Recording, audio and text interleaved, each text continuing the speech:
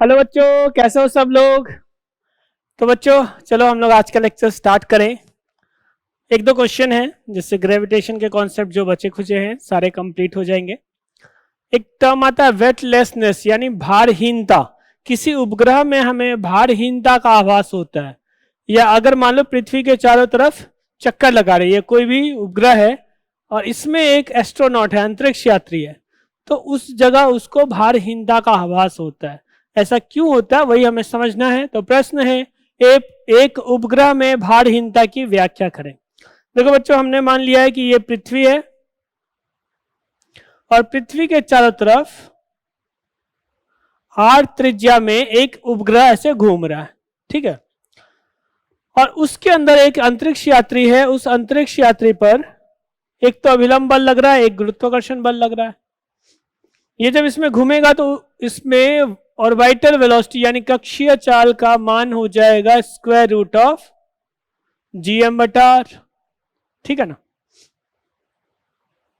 तो अब इस पे एक बल तो लगेगा केंद्र की तरफ, दूसरा अभिलंब बल लग रहा है, अभिलंब प्रतिक्रिया बल, और कुल बल किसके बराबर होगा, mv² के बराबर, ठीक है ना। ये न्यूटन्स लॉ हमने यूज किया।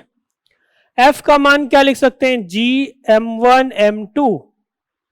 अंतरिक्ष यात्री के लिए हमने m मान लिया, ठीक है, उसका द्रव्यमान divided by r² minus n equals to m/r, और इसकी जब वैल्यू पुट करोगे स्क्वायर करके ये gm/r आएगा। तो अब देखो क्या लिख सकते हैं, Gm/r² minus n equals to Gm/r²। ये टर्म तो कट ही जाएगा। अभिलंब प्रतिक्रिया बल क्या आएगी, शून्य। अभिलंब प्रतिक्रिया बल शून्य है, इसलिए हमें उपग्रह पर भारहीनता का आभास होता है। पृथ्वी पर किसी भी हमें वेट इसलिए फील होता है क्योंकि हम लोग जिस सरफेस पर खड़े हैं वो सरफेस, वो सतह हमारे ऊपर अभिलंब प्रतिक्रिया बल लगाती है, ठीक है ना। तो हम लोग सीधा सीधा यहां पर ये लिख सकते हैं कि अभिलंब प्रतिक्रिया बल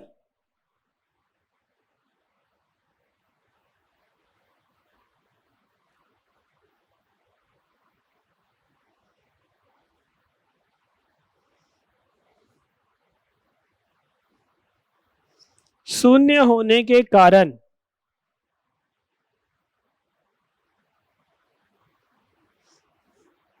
उपग्रह में भारहीनता का आभास होता है।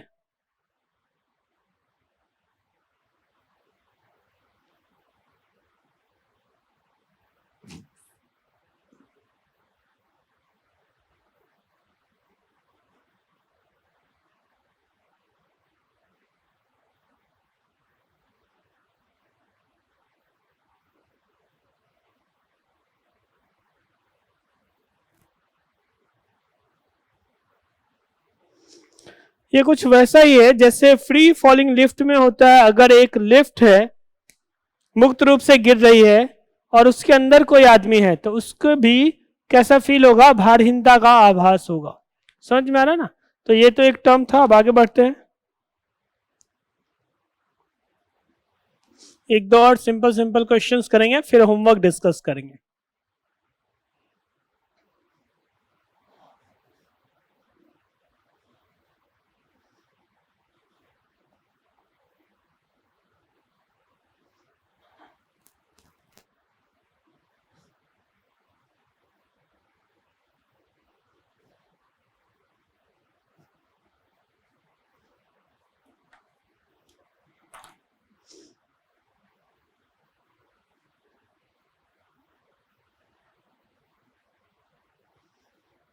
यहां पर मान लेते हैं सूरज है, ये जो दूरी है इसको, ये पॉइंट एफिलियन सॉरी पेरिलियन पास में है, पेरिलियन और इसके बीच की दूरी आरपी। सन और उपग्रह या कोई ग्रह मान लेते हैं, या सन है, यहाँ कोई प्लेनेट मान लेते हैं। प्लेनेट के बीच की जो अधिकतम दूरी है उसको हम लोग एफिलियन बोलते हैं, ठीक है। अब हमें क्या ज्ञात करना है, इसका कोणीय संवेग। द्रव्यमान छोटा एम मान लेते हैं, इसका द्रव्यमान कैपिटल एम।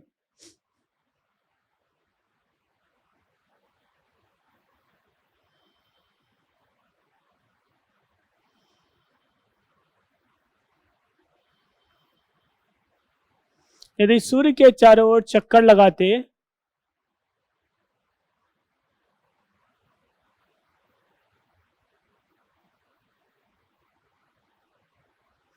किसी ग्रह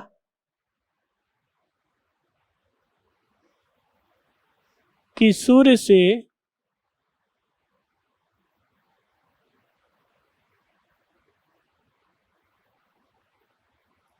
अधिकतम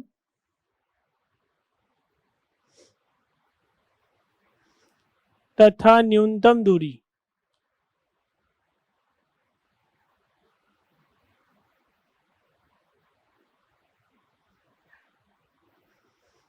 RA और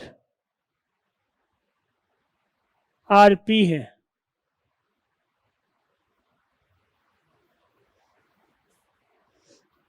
तो ग्रह का कोणीय संवेग ज्ञात करें।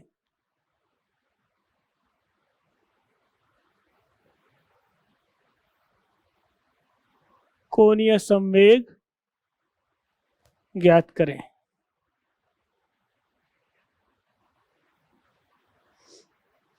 यहां पर क्या दिया हुआ है? सूरज का द्रव्यमान दिया हुआ है, RA और RP दिया हुआ है, वस्तु का द्रव्यमान दिया है, बस इतना ही दिया है ना। तो अब हम लोग कैसे एंगुलर मोमेंटम फाइंड करेंगे? देखो बच्चों, यहां पर मान लेते हैं VP है, यहां पर VA होगा। हल करने के बाद जो हमारे पास रिजल्ट आता है डायरेक्ट हम लोग लिखते हैं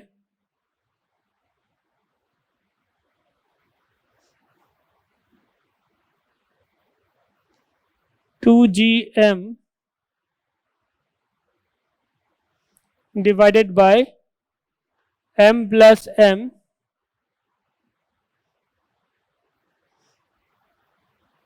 उसके बाद 1 plus E by 1 minus E।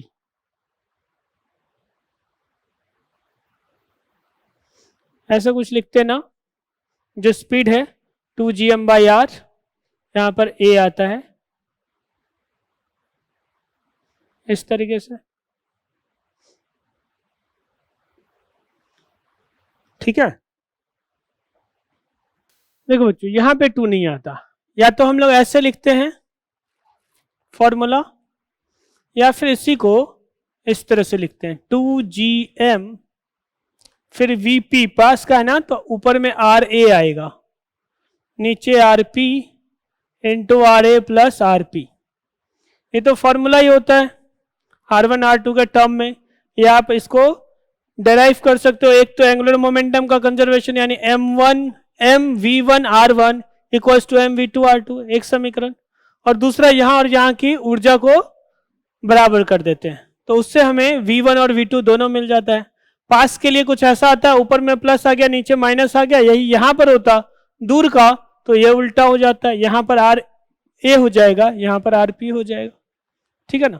तो ये वेलोसिटी मिल गई, हमें क्या चाहिए? Angular momentum M V P, पास का ही ले लेते हैं पेरिलियन का, तो आर भी कौन सा लेंगे? पेरिलियन का, एम वी आर, ठीक है बच्चों। अब सिर्फ v की वैल्यू पुट कर दो, तो क्या आ जाएगा? m into square root of, m को भी अंदर ही लिख दें क्या, 2g capital M small m का स्क्वायर, फिर rp का स्क्वायर होगा तो एक rp कट जाएगा नीचे का, ऊपर RA RP divided by RA plus RP। इस तरीके से हम लोग एंगुलर मोमेंटम को लिख सकते हैं। हो गया, कोई दिक्कत तो नहीं है? चलो अब आगे बढ़ेंगे, इसको मिटाएंगे फिर आगे बढ़ेंगे।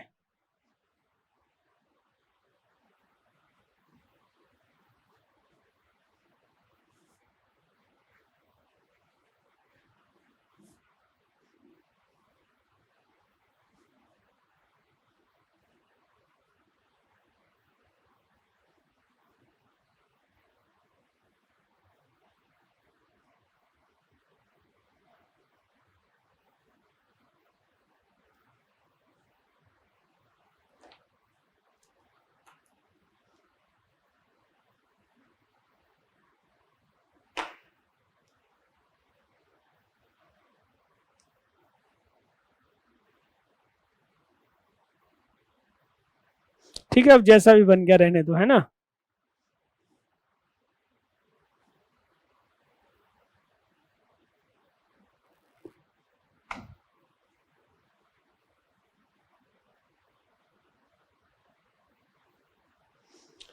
ये बिल्कुल इसका सेंटर है, यहाँ पर पॉइंट ओ मान लेते हैं। इसका द्रव्यमान m है, त्रिज्या r है।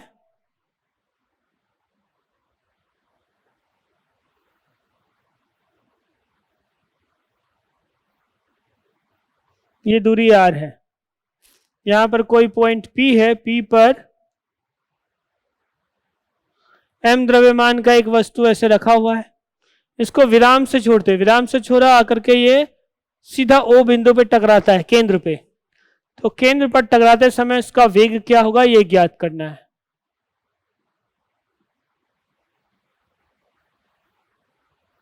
P बिंदु से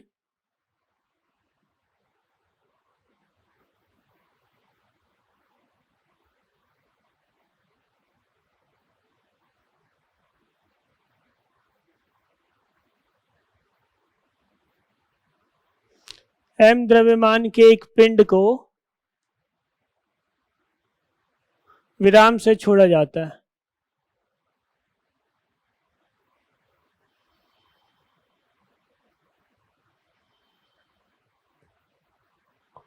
ठीक है ना बच्चों, इसको विरामावस्था से छोड़ रहे हैं तो हमें क्या ज्ञात करना है, जब यह O बिंदु पर टकराएगा तो उसकी वेग क्या होगी।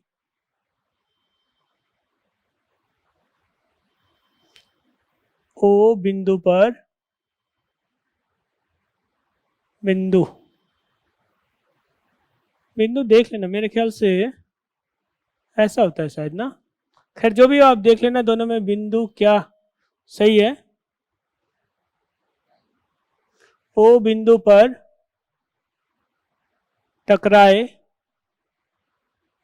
तो उसका वेग ज्ञात करें।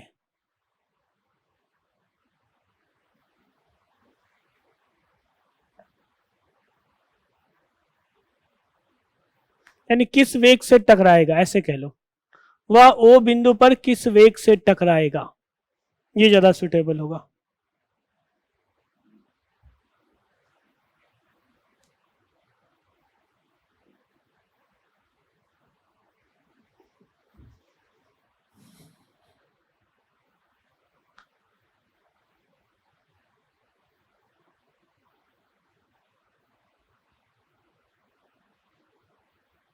O बिंदु पर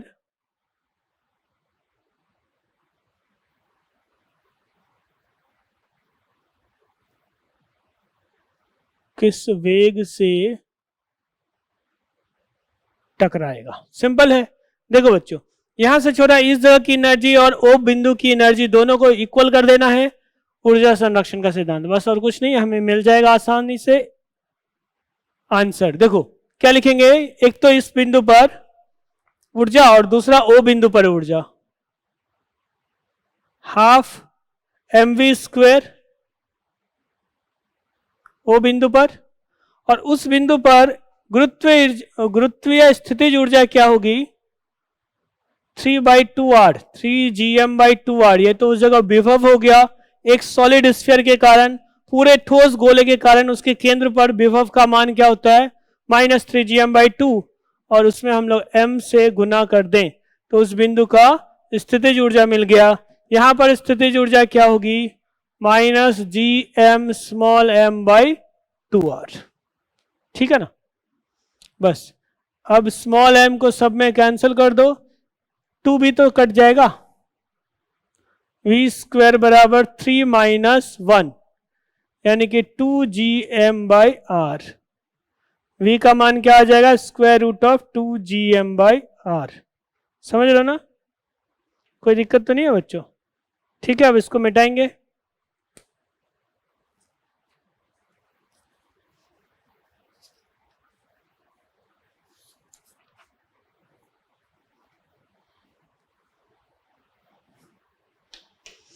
अब एक और क्वेश्चन,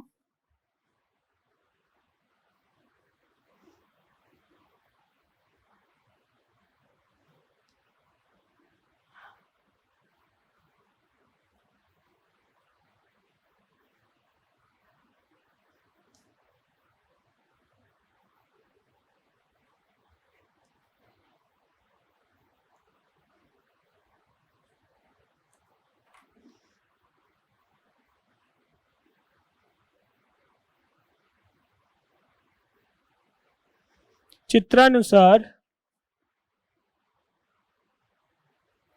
m तथा 2m द्रव्यमान के दो पिंड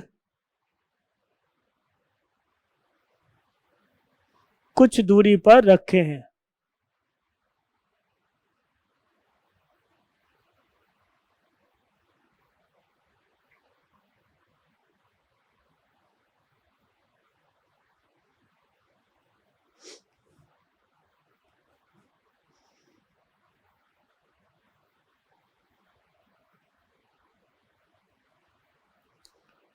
उनको मिलाने वाली रेखा के अनुदेश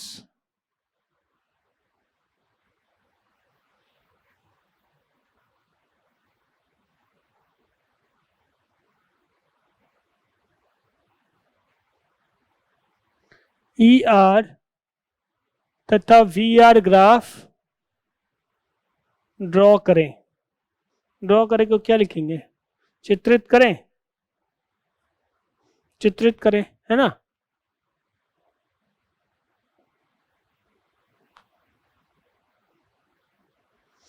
दो ग्राफ ड्रॉ करना है बच्चों, एक तो VR ग्राफ, दूसरा ER ग्राफ। एक बार ध्यान से समझना, पहले तो प्रश्न दिया हुआ है, प्रश्न में एक द्रव्यमान यहां है, दूसरा द्रव्यमान यहां है। थोड़ा और दूर बना देते हैं।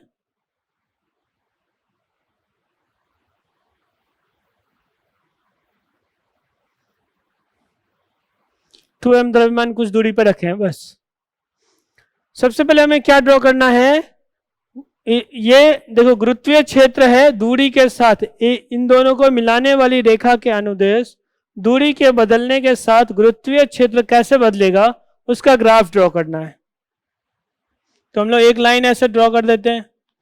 अब यहां पर एक तो m द्रव्यमान है,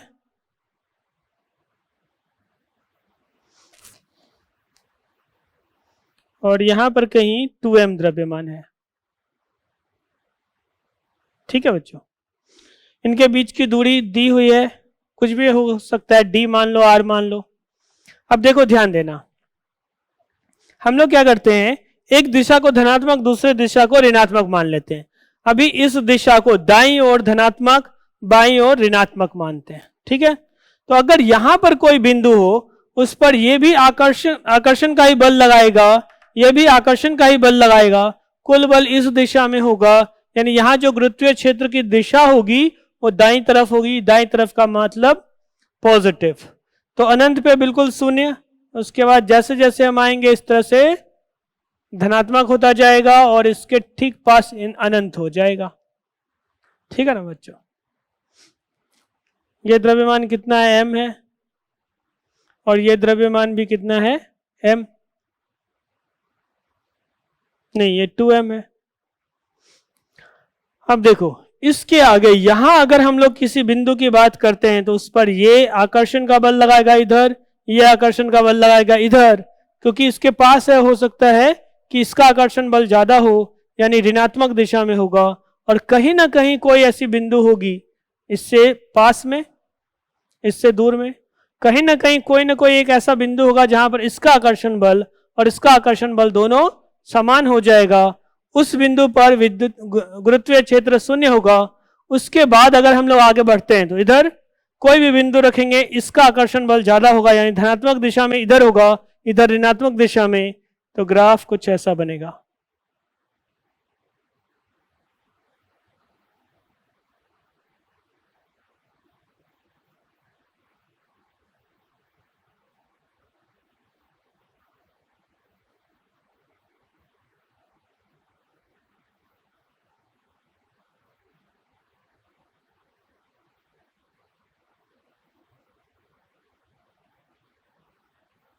ये तो इसको अनंत पे जाके टच करेगा, ये भी इसको यहां पर अनंत पे ही जाके टच करेगा।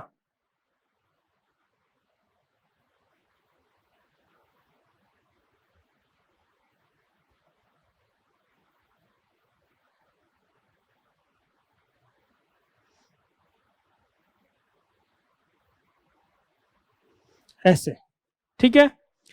अब इधर हम लोग अगर किसी बिंदु की बात करें इस जगह, तो देखो इसका भी आकर्षण बल ऋणात्मक दिशा में, इसका भी आकर्षण बल ऋणात्मक दिशा में, यानी कि दिशा इधर होगी ऋणात्मक, इसके नीचे हम लोग ऋणात्मक को रिप्रेजेंट करेंगे, इसके पास में सबसे ज्यादा, अनंत में बहुत कम, तो ग्राफ कुछ ऐसा बन जाएगा।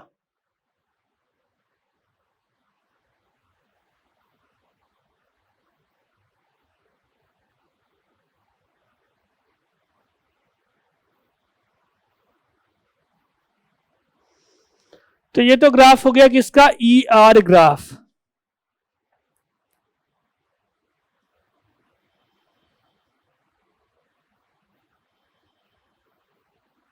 ये ई आर ग्राफ हो गया। अब हमें क्या ड्रॉ करना है, वी आर ग्राफ।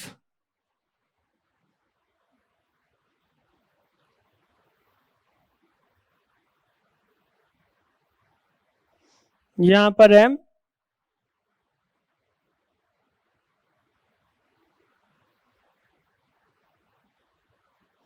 यहां 2m, और ये we are graph.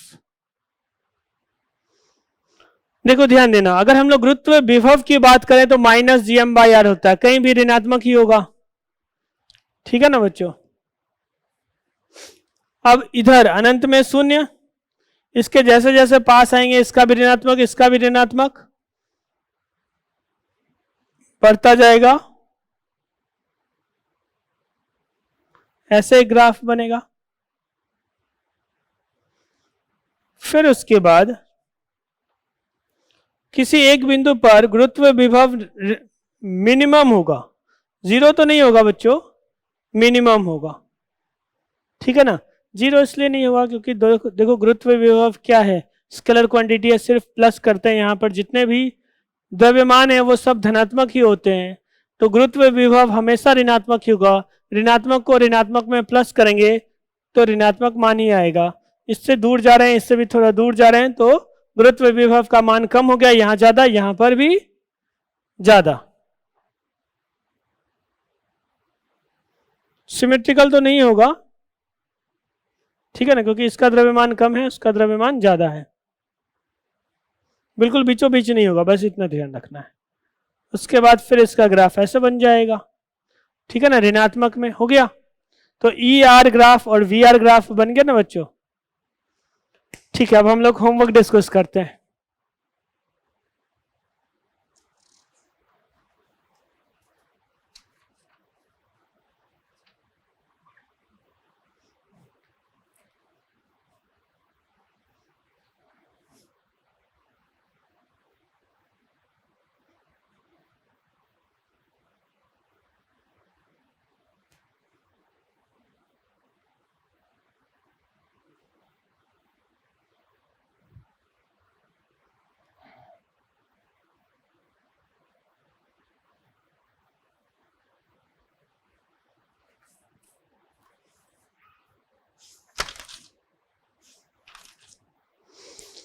Stage 2 part B, इसका क्वेश्चन नंबर 10 to 31, इतने क्वेश्चंस थे।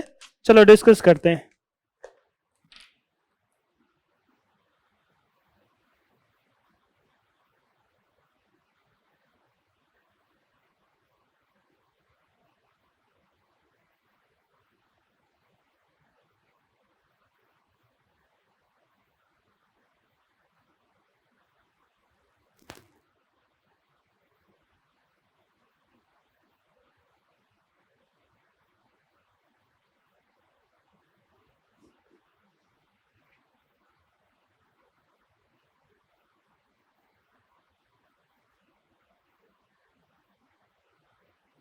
थर्टी वन क्वेश्चन इतने थे ना।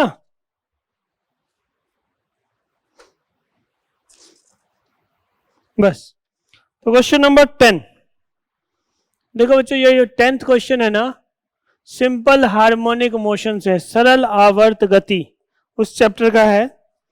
लिखा है पृथ्वी पर कहीं एक सुरंग आर पार खोदी गई है, इसमें एक गेंद को गिराने पर दूसरे सिरे तक जाने में कितने समय में यह पहुंचेगी।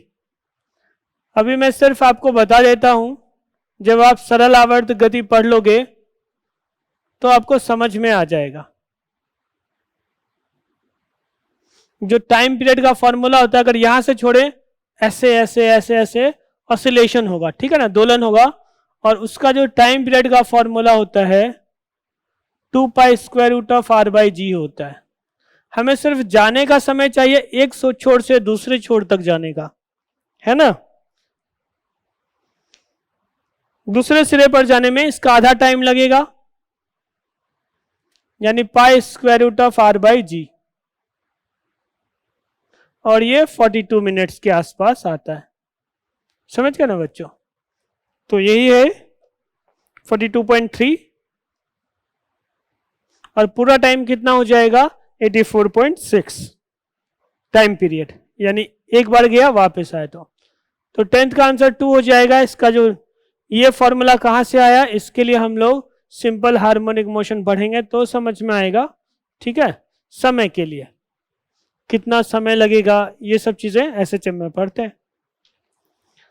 क्वेश्चन नंबर 11 देखो, इसमें क्या लिखा है। पृथ्वी, एक कण को पृथ्वी की सतह से पृथ्वी के निकट स्थित उपग्रह की कक्षीय चाल के बराबर चाल से प्रक्षेपित किया जाता है।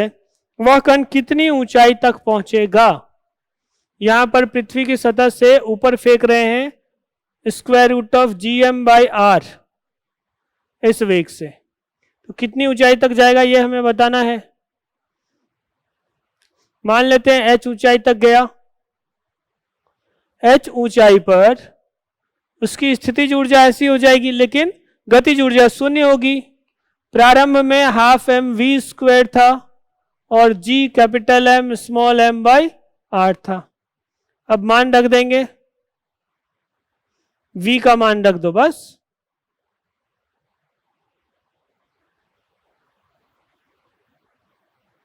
जी M by R minus G M M by R. अब इसको सॉल्व कर लेंगे तो h की वैल्यू आर आ जाएगी। ये क्वेश्चन नंबर 11 हो गया। अब 12 में आ जाओ।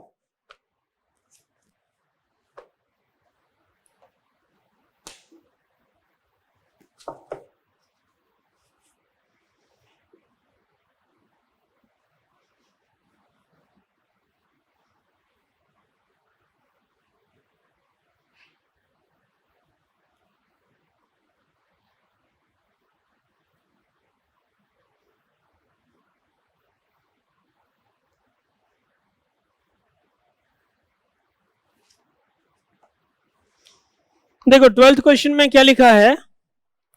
एक m द्रव्यमान का कण 2m द्रव्यमान तथा r त्रिज्या के गोलीय कोश के केंद्र पर है। गोलीय कोश की सतह पर गुरुत्वीय विभव का मान। एक गोलीय कोश है, इसके केंद्र पर m द्रव्यमान का एक वस्तु है, इसका द्रव्यमान 2m है, त्रिज्या k है, r है। तो हमें इस जगह गुरुत्वीय विभव चाहिए, ए पॉइंट का पोटेंशियल विभव। देखो एक तो इसके कारण होगा minus G M by R, एक इस कोश के कारण होगा माइनस जी गुना 2m बाई आर। तो आंसर हो जाएगा माइनस 3gm बाई आर। 12 का आंसर 2। अब क्वेश्चन नंबर 13 के लिए थोड़ा कैलकुलेशन है, मिटाते हैं इसको, ठीक है।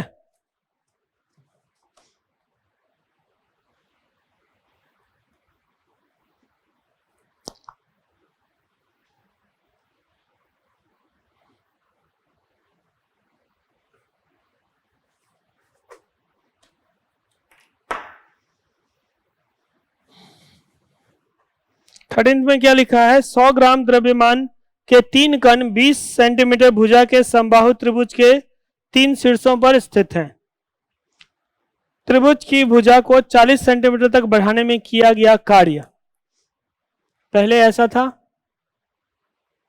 प्रारंभिक स्थितिज ऊर्जा क्या होगी, सब जगह m द्रव्यमान मान लो, और समबाहु त्रिभुज की त्रिज्या a, साइड a भुजा है ना, माइनस जी m1 m2 बटा a, ये हो जाएगा प्रारंभिक। फाइनल क्या, minus ji m1 m2 by 2a गुना 3। हमें क्या चाहिए, कार्य चाहिए। U final minus U initial, 3gm square by A, common आ जाएगा, यहाँ पे माइनस हाफ, यहाँ पे +1 यानी 1/2, 3gm स्क्वेयर बाई 2a। अब वैल्यूज को पुट कर दो, आंसर आ जाएगा। a की वैल्यू 20 सेंटीमीटर है और m की वैल्यू 100 ग्राम यानी 0.1 आप लिख देना, 0.1 किलोग्राम। g की वैल्यू गिवन है, सॉल्व कर लेना, आंसर आ जाएगा। और सॉल्व करके इसका फर्स्ट आंसर आता है। ठीक है बच्चों, ये 13 था, अब 14th में आ जाओ।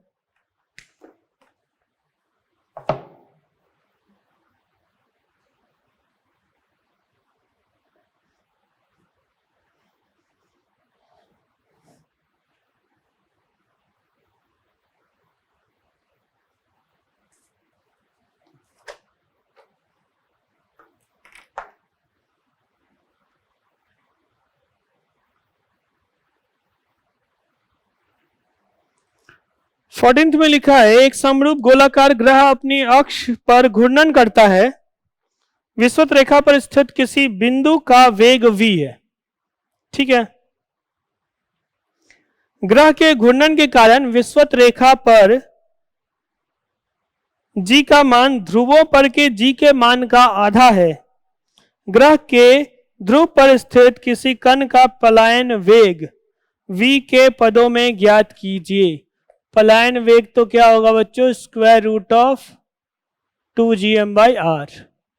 अब हमें क्या करना है, v के टर्म में लिखना है। v के बारे में क्या लिखा है, एक समरूप गोलाकार ग्रह अपने अक्ष पर घूर्णन करता है, विषुवत रेखा पर स्थित किसी बिंदु का वेग v है। तो v को हम लोग ओमेगा इंटू आर लिख सकते हैं। अब ओमेगा की वैल्यू कैसे फाइंड करेंगे, देखो क्या लिखा है, ग्रह के घूर्णन के कारण विषुवत रेखा पर g का मान ध्रुव पर g के मान का आधा है।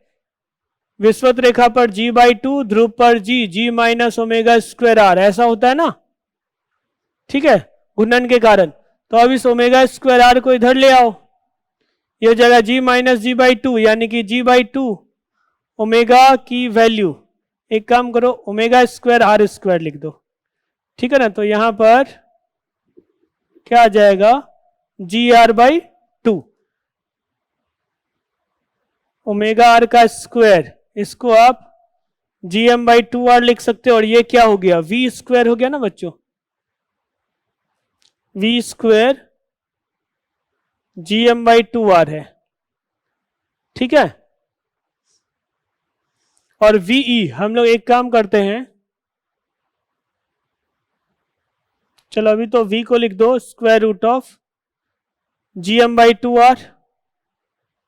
ve को देखो तो आप क्या लिख सकते हो, अगर इसमें डबल कर दो, इसको 2 से गुना करोगे तो 2 स्क्वायर रूट के अंदर जाएगा, 1 2 कट जाएगा, 1 2 रह जाएगा ऊपर, यानी ve को आप 2v लिख सकते हो, बस हो गया।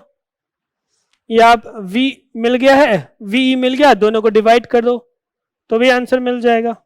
तो करेक्ट आंसर क्या होगा, 14 का फर्स्ट वाला।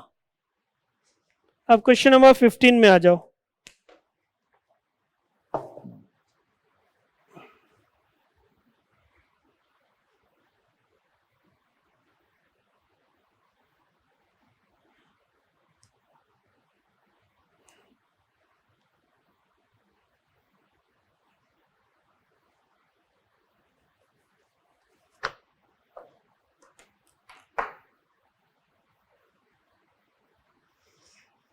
देखो बच्चों 15th में क्या लिखा है, एक वस्तु को पृथ्वी की सतह से पृथ्वी की त्रिज्या की ऊंचाई, पृथ्वी की त्रिज्या r ऊंचाई तक ले जाने में किया गया कार्य। एक वस्तु को पृथ्वी की सतह से पृथ्वी की त्रिज्या ऊंचाई तक यानी कि सतह से 2r दूरी तक, सतह से r या केंद्र से 2r ऐसा लिखा है शायद, ले जाने में किया गया कार्य, उसी वस्तु को पृथ्वी की सतह से h ऊंचाई तक ले जाने में किए गए कार्य का दोगुना है तो h का मान ज्ञात करो। देखो बच्चों डेल्टा u का मान होता है mgh/1 + h/r। ठीक है ना, तो क्या लिखा है, एक बार सतह से 2r, सतह से r ऊंचाई तक ले जा रहे हैं, एक बार h ऊंचाई तक। तो इसको आप डेल्टा यू कह दो, दूसरा delta U dash, mg/1 plus r/r। ये तो 2 आ जाएगा ना नीचे, mgr/2। अब क्या लिखा है, इसका डबल है ये, ठीक है ना। कार्य जो है, कार्य क्या हो जाएगा, चेंज इन पोटेंशियल एनर्जी।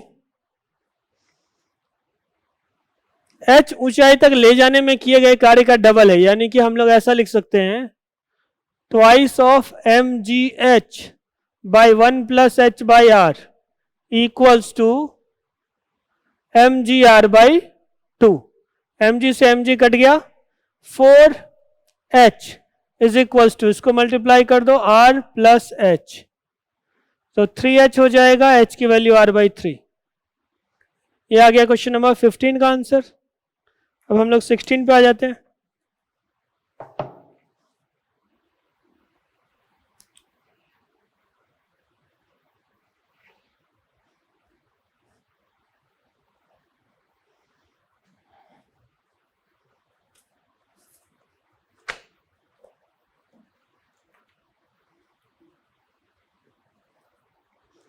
सोलह में लिखा है ए व बी की दो उपग्रह समान घनत्व के हैं यदि ए की त्रिज्या बी की त्रिज्या की दोगुनी है। त्रिज्या दोगुनी हो गई, आयतन 8 गुनी हो जाएगी, द्रव्यमान 8 गुना हो जाएगा। तो इसके पलायन वेग का अनुपात ज्ञात करें, va/vb, यही ना पलायन वेग। क्या लिखेंगे, square root of 2gm by r,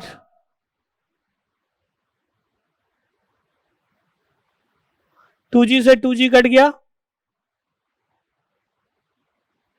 ma by mb rb by ra। अब क्या लिखा, घनत्व समान है ना, 16 नंबर। समान घनत्व है तो द्रव्यमान 8 गुना हो गया, या आप ऐसे लिख दो, ra by rb to the power 3, या rb बाई ra। एक आर ए कट जाएगा, एक आर बी कट जाएगा, तो बचेगा R A square by R B square, यानी कि स्क्वायर रूट के बाहर आएगा आर ए बाई बी। अब किसकी त्रिज्या दुगनी थी, ए की। ए की त्रिज्या बी की दोगुनी है, तो ये भी 2 हो जाएगा। हो गया आंसर 16। 16 का आंसर फर्स्ट।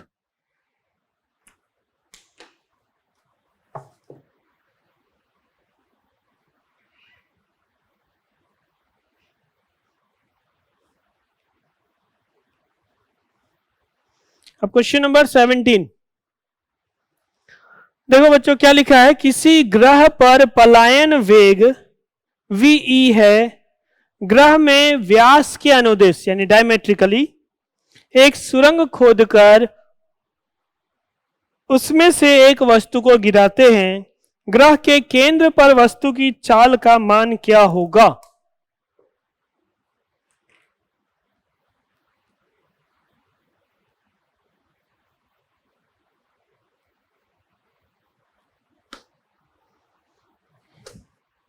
ये है ग्रह, यहां पर ऐसे व्यास में एक सुरंग खोद दिया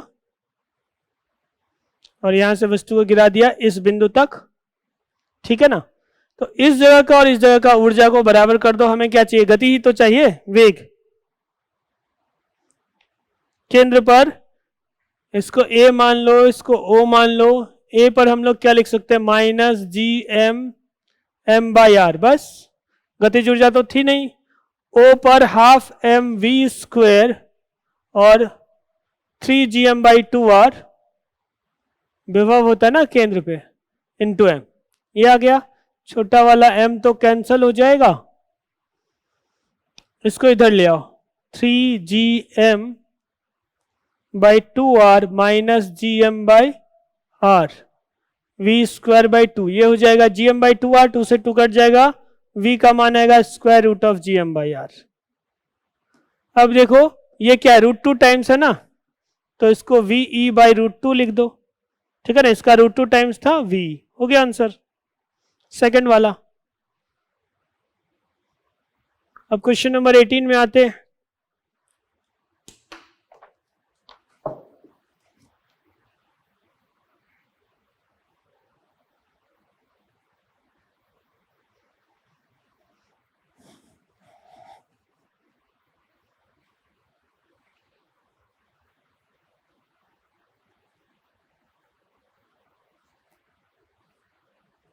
देखो 18th में क्या लिखा है, ध्यान देना बच्चों।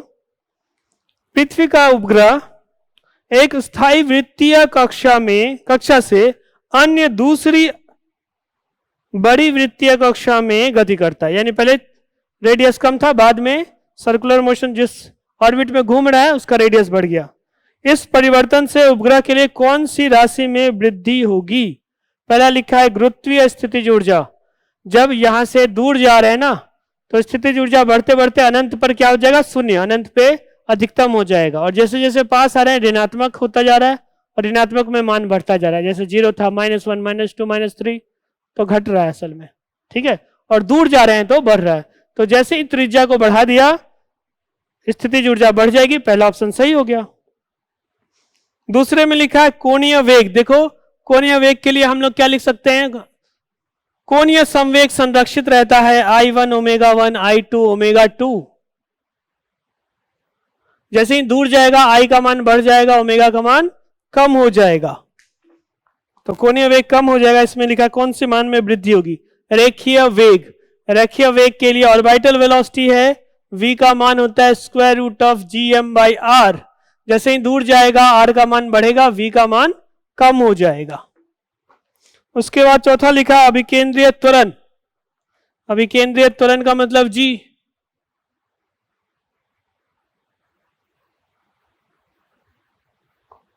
gm/r², 1 + h/r का स्क्वायर, ऐसा लिखते हैं g डैश।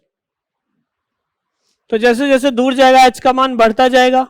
h का मान बढ़ेगा तो ये डिनोमिनेटर बढ़ेगा, g डैश कम होता जाएगा। ये आप ऐसे लिख दो ना, g dash is equal to g/1 + h/r का स्क्वायर, ठीक है। तो h बढ़ेगा, g डैश कम होगा। सब तो कम ही हो रहा है पहले के अलावा। तो 18th का आंसर क्या होगा? सिर्फ स्थितिज ऊर्जा। हो गया। अब आगे बढ़ते हैं, क्वेश्चन नंबर 19 में आ जाओ।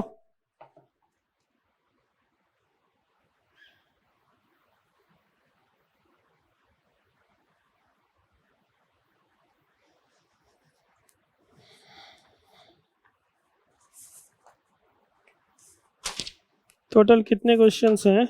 44 हैं। 31 तक दे दिया मैंने होमवर्क, और लिख देता हूं, ठीक है बच्चों।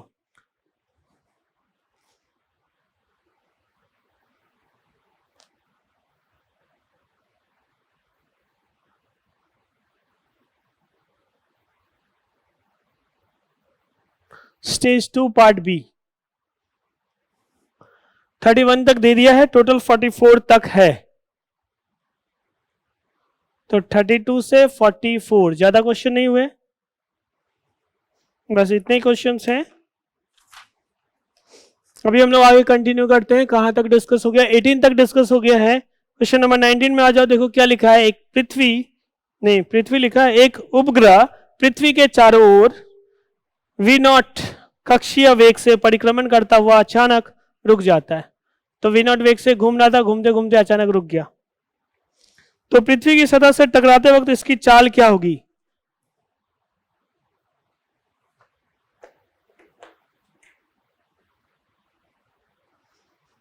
v0 का मान क्या था?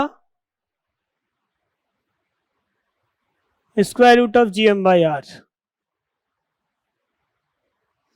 ये r दूरी पर था, ठीक है ना। और फिर यहां से आकर के टकराएगा, तो इस वक्त यहां पर उसकी क्या चाल होगी ये हमें ज्ञात करना है। बस इतना ही है। अचानक रुक जाता है। वीई क्या है? Escape velocity. वीई को हम लोग क्या लिख सकते हैं? √2gm/r। बस। अब देखो ध्यान देना, एक तो ये पॉइंट, एक ये पॉइंट है। इस पॉइंट पर एनर्जी, इस पॉइंट पर एनर्जी इक्वेट कर देंगे। यहां पर सिर्फ स्थितिज ऊर्जा रह जाएगी, क्योंकि रुक गया ना ग्रह। तो स्थितिज ऊर्जा रह गई, यहां पर गतिज ऊर्जा और स्थितिज ऊर्जा दोनों होगी। हमें इस जगह का वेग ज्ञात करना है, तो हम लोग ऐसे लिख देते हैं, एक तो गतिज ऊर्जा होगी, दूसरी स्थितिज ऊर्जा होगी, और इस जगह सिर्फ स्थितिज ऊर्जा gmm/r। छोटा वाला m को कैंसिल कर दो। v² -2gm/r इक्वल्स टू -2, और इसको हम लोग क्या लिख सकते हैं? देखो तो v0² लिख सकते हैं। वी नॉट स्क्वायर, और इसको V E square minus 2v0 square, इसको उठाकर इधर ले आओ, आंसर आ जाएगा ना, v is equal to square root of v square minus 2v0 square. देखो तो कौन सा आंसर मैच कर रहा है, फोर्थ वाला। तो 19th का करेक्ट आंसर कौन सा होगा, ऑप्शन नंबर 4। अब क्वेश्चन नंबर 20 पे आओ।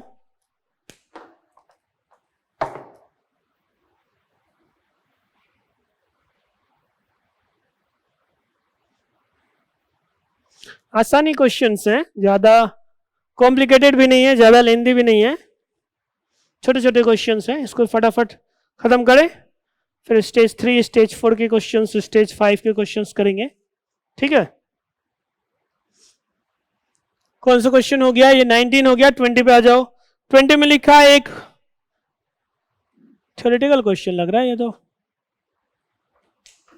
देखो, एक खोखले गोलीय कोश को इसकी आधी त्रिज्या तक संपीड़ित किया जाता है, यानी पहले जो त्रिज्या थी उसका आधा कर दिया, तो इसके केंद्र पर गुरुत्व विभव का मान, पहले केंद्र पर क्या था, माइनस GM/r,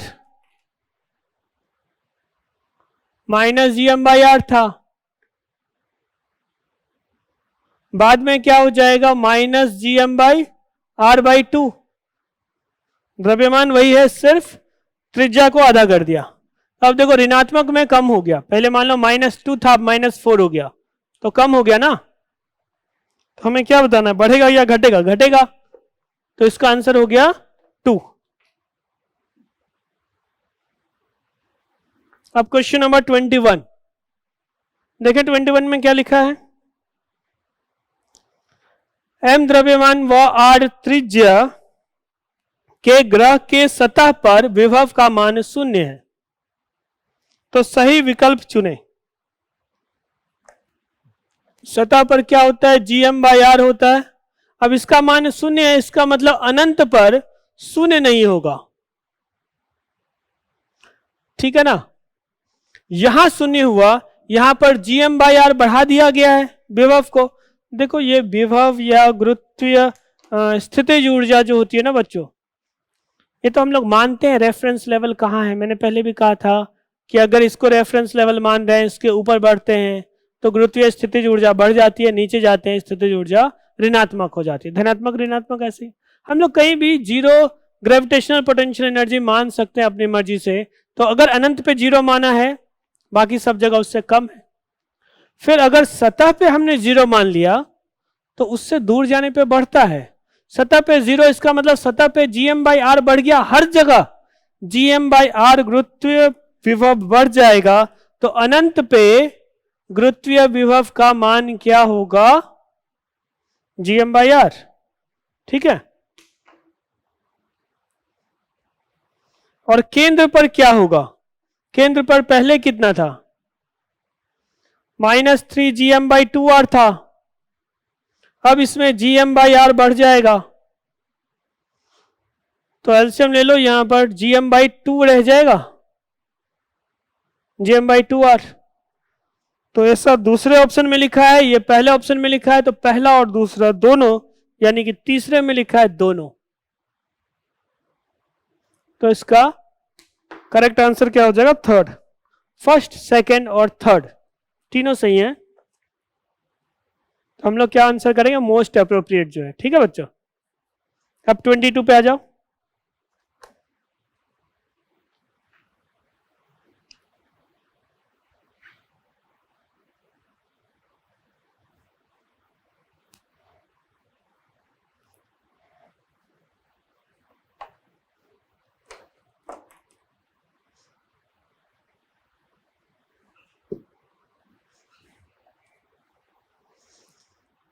ट्वेंटी टू में लिखा है 4m व m द्रव्यमान के बिंदु द्रव्यमान, 4m व m के बिंदु द्रव्यमान d दूरी पर स्थित हैं तथा परस्पर आकर्षण बल के परिक्रमण कर रहे हैं, परस्पर आकर्षण बल से परिक्रमण कर रहे हैं, यानी कि बाइनरी स्टार सिस्टम जैसा, दोनों एक दूसरे के चारों तरफ चक्कर लगा रहे हैं।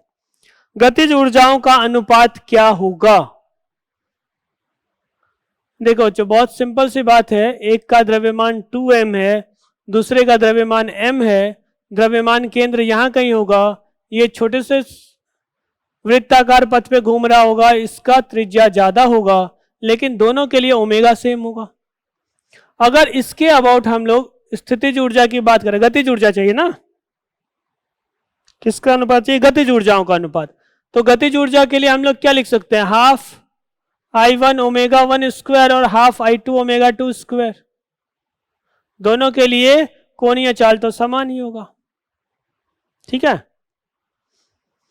ये दूरी को हम लोग R1 मान लेते हैं, ये दूरी को R2 मान लेते हैं, हाफ हाफ कट जाएगा, ओमेगा कट जाएगा, I1 बाय I2 आएगा, और I1 को हम लोग क्या लिख देते हैं? M1 R1 का स्क्वायर, और दूसरा M2 R2 का स्क्वायर, ठीक है बच्चों। अब देखो ध्यान देना, M1 R1 और M2 R2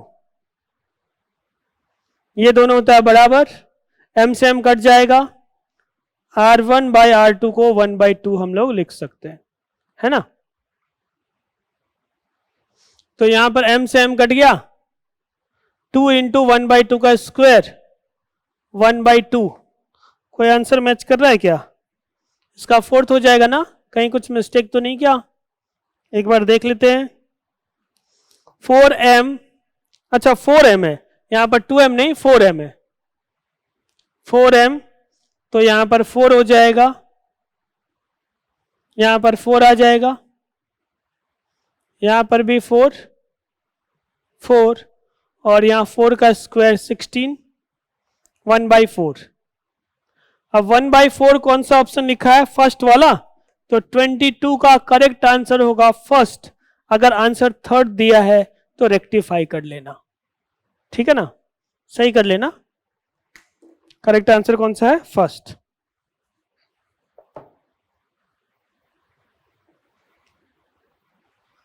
अब क्वेश्चन नंबर 23,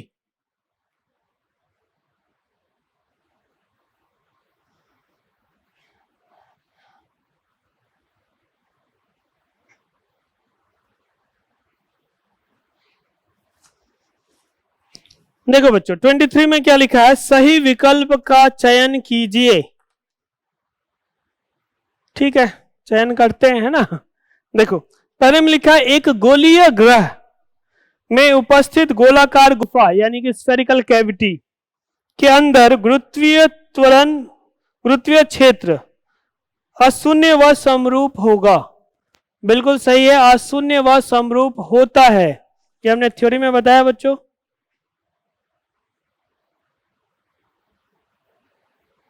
ये कैविटी है तो इस तरह से होता है, लेकिन जो इंग्लिश मीडियम का यही क्वेश्चन है ना, उसमें लिखा है must be zero, must be zero, sorry must be uniform,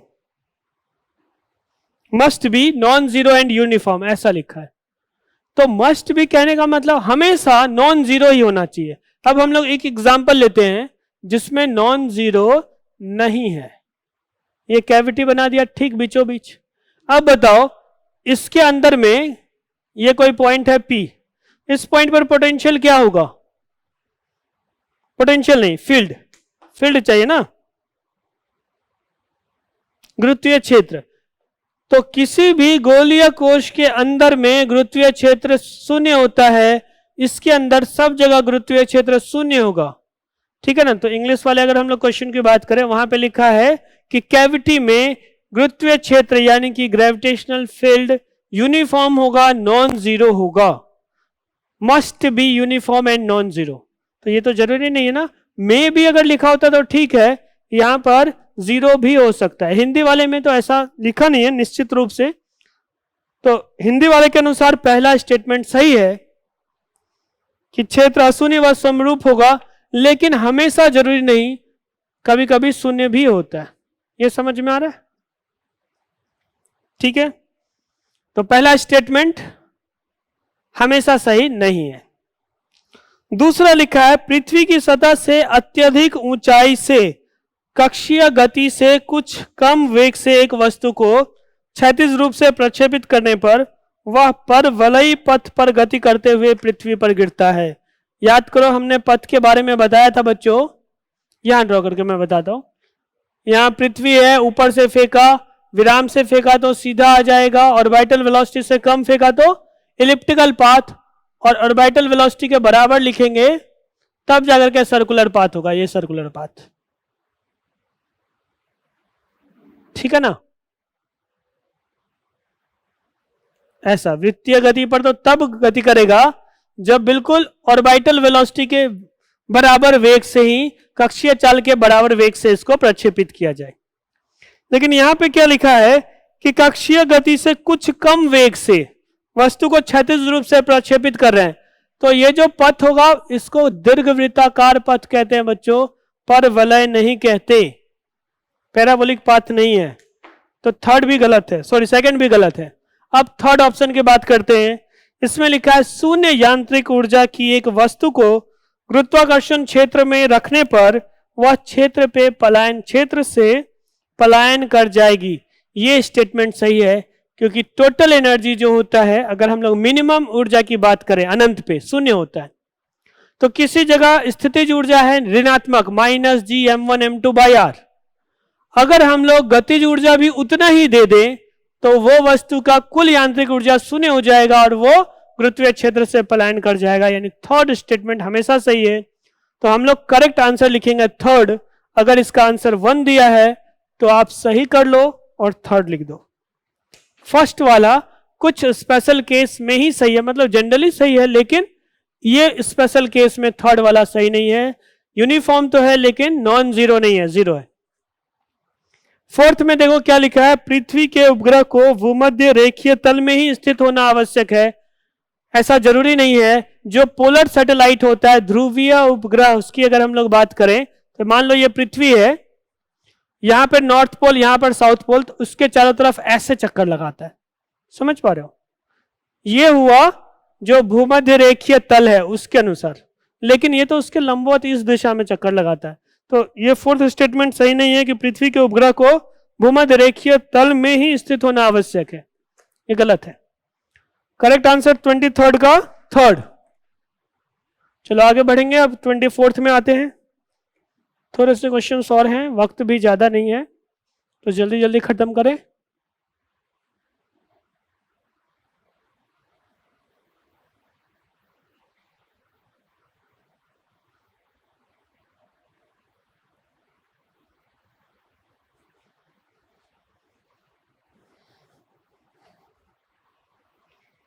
(23) हो गया। अब 24, ये तो थ्योरी में ही था, क्लास में हमने डिस्कस किया हुआ बच्चों। m1 व m2 द्रव्यमान, दो द्रव्यमान प्रारंभ में अत्यधिक दूरी पर विराम में थे। गुरुत्वाकर्षण बल के कारण दोनों एक दूसरे कण के नजदीक आते हैं, तो इनके मध्य की दूरी जब d होगी तो पास आने का सापेक्ष वेग या पास आने की दर क्या होगी।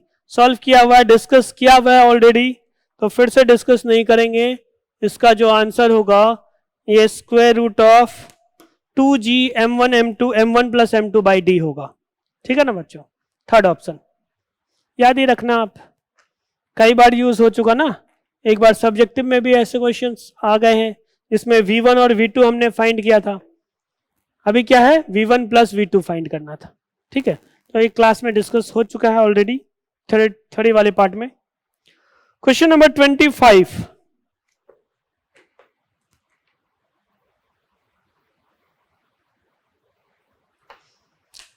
में क्या लिखा है, चार द्रव्यमान m ए भुजा के समरूप पिरामिड जिसका त्रिकोणीय आधार है के शीर्ष पर स्थित है, यानी चारों शीर्षों पर m द्रव्यमान उपस्थित है।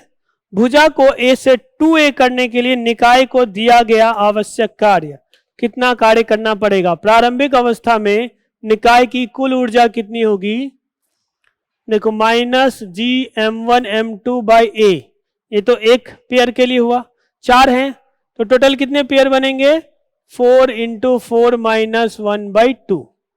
ठीक है ना, यानी कि टोटल 6 पेयर बनेंगे, बताया था ना। n into N minus 1/2, 6 pair बनेंगे तो इसको 6 से गुना कर दो, ये आ गया इनिशियल। फाइनली क्या होगा, 6 पेयर ही बनेगा लेकिन उनके बीच की दूरी 2a हो जाएगी। ठीक है, बस हमें क्या करना है, इन दोनों का अंतर ही तो ज्ञात करना है।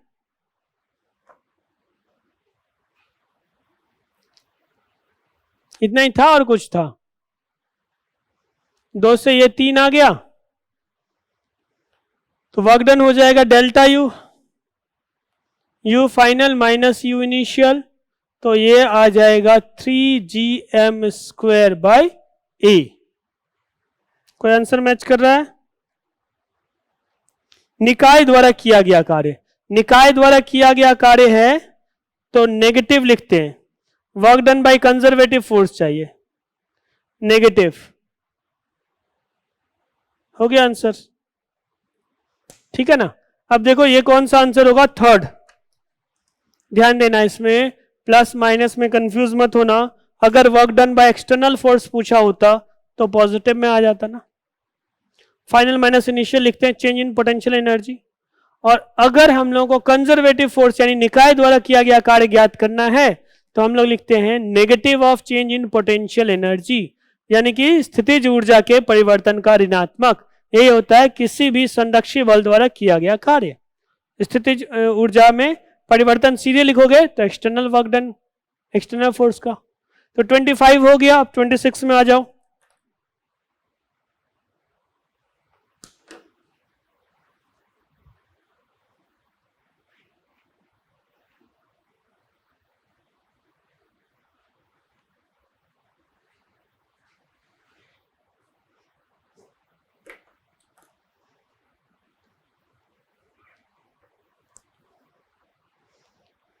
देखो बच्चों 26 में क्या लिखा है, किसी वस्तु को धीरे धीरे पृथ्वी की सतह से r ऊंचाई r क्या है, पृथ्वी की त्रिज्या तक उठाने में किया गया कार्य। अरे ये तो रिपीटेड क्वेश्चन लग रहा है, h ऊंचाई तक ले जाने में किया गया कार्य। देखो तो 15 नंबर और 26 नंबर वही है, सेम एज क्वेश्चन नंबर 15। तो क्वेश्चन नंबर 15 का आंसर था सेकंड, इसका भी आंसर है सेकंड, तो ये ऑलरेडी डिस्कस हो चुका है। अब आ जाओ 27 नंबर में। 27 में क्या लिखा है, दो समान द्रव्यमान m एक दूसरे से d दूरी पर है, प्रारंभिक आकर्षण बल F है। दोनों को द्रव्यमानों को विरामावस्था से छोड़ा जाता है तो निकाय की गतिज ऊर्जा क्या होगी जब उनके बीच की दूरी आधी रह जाए। ठीक है, सबसे पहले तो F का मान लिख देते हैं gm1 m2 by D, D का स्क्वायर। ठीक है, यानी कि gm² बाई डी स्क्वायर आ गया F का मान। हमें क्या चाहिए, कार्य चाहिए ना, गतिज ऊर्जा में परिवर्तन। तो निकाय की गतिज ऊर्जा क्या होगी, जितनी स्थितिज ऊर्जा में परिवर्तन है उतना ही निकाय की गतिज ऊर्जा होगी। गतिज ऊर्जा delta U, negative of delta U obviously, तो यू इनिशियल और यू फाइनल दोनों का अंतर ले लेते हैं। ठीक है,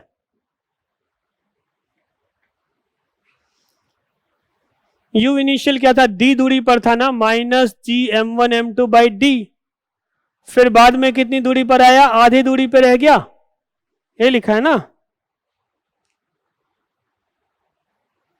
जब उनके बीच की दूरी आधी रह जाए तो d बाई 2 था, 2 को ऊपर ले गए, ये प्लस में आ जाएगा, 2 तो अब हट जाएगा, 2 माइनस 1 यानी कि +1 gm² बाई डी। इसको हम लोग एफ डी लिख सकते हैं क्या, देखो एफ डी। तो करेक्ट आंसर क्या हो जाएगा, ऑप्शन नंबर 1, 27 का 1। अब क्वेश्चन नंबर 28 पे आते हैं।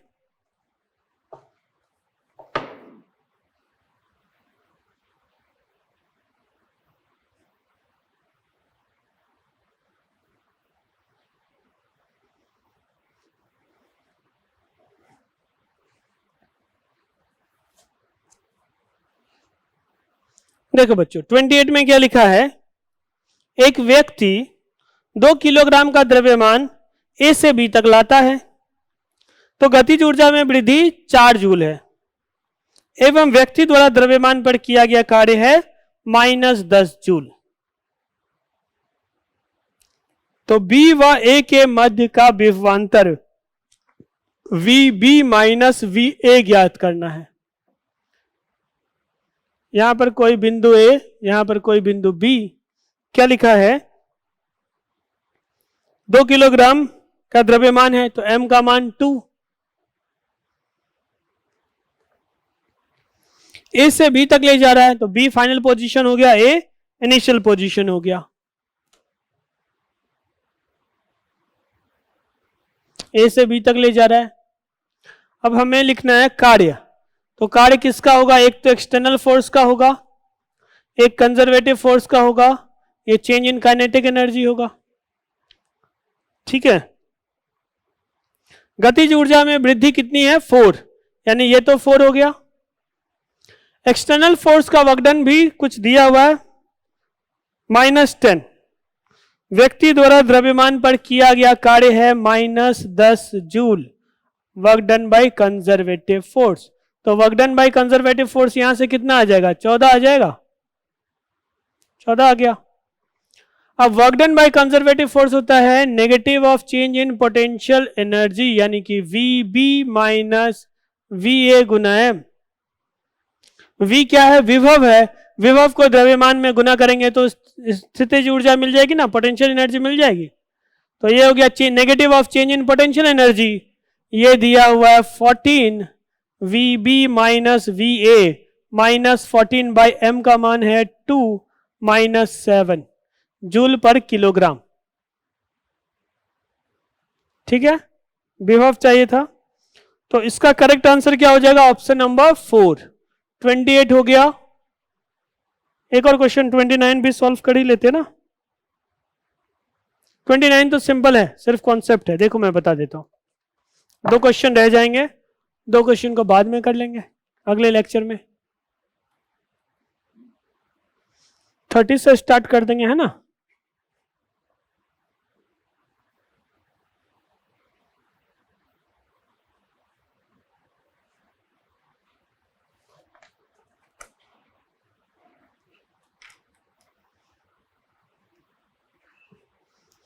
ट्वेंटी 29 में एक तो गुरुत्वीय क्षेत्र दिया हुआ है, ई का मान दिया है, देखो क्या दिया है, 4I cap plus J cap Newton प्रति किलोग्राम। तो निम्न में से किस रेखा के अनुदेश क्षेत्र द्वारा किया गया कार्य शून्य होगा। अगर कोई रेखा इसके लंबवत है तो उसके अनुदेश किया गया कार्य शून्य होगा। देखो एक सिंपल सी बात मैं बताता हूं आपको, जो आप मैथमेटिक्स में पढ़ते हो। अगर इस रेखा का स्लोप m1 है, इस रेखा का स्लोप m2 है और दोनों एक दूसरे के लंबवत हैं, तो m1 m2 क्या आता है, -1।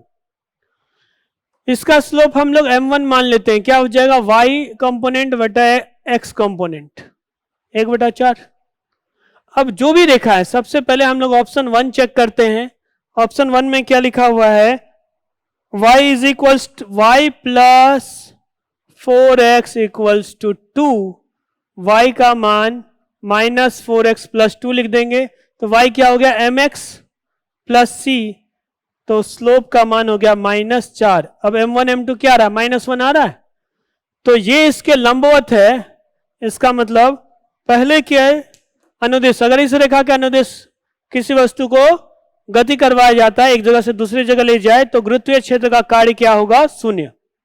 इस तरह से बारी बारी से बाकी सबका भी ऑप्शन चेक कर सकते हैं। सेकंड में जो स्लोप है -1/4 है, होगा नहीं, 1/4 और -1/4 दोनों को मल्टीप्लाई करके 1 थोड़ी आता है, -1। फिर तीसरे में स्लोप क्या है, -1 है, वो भी नहीं होगा, तो सिर्फ और सिर्फ पहला आंसर होगा। ठीक है बच्चों, ये तो हो गया 29। कितने क्वेश्चंस रह गए, अब 2 क्वेश्चंस रह गए यहाँ, 30 और 31, और ये जो क्वेश्चंस रह गए, इतने क्वेश्चंस हम लोग अगले लेक्चर में सॉल्व करेंगे। ठीक है, तो तब तक के लिए आप सब अपना ख्याल रखो, मुस्कुराते रहो, घर में रहो, सुरक्षित रहो। Thank you.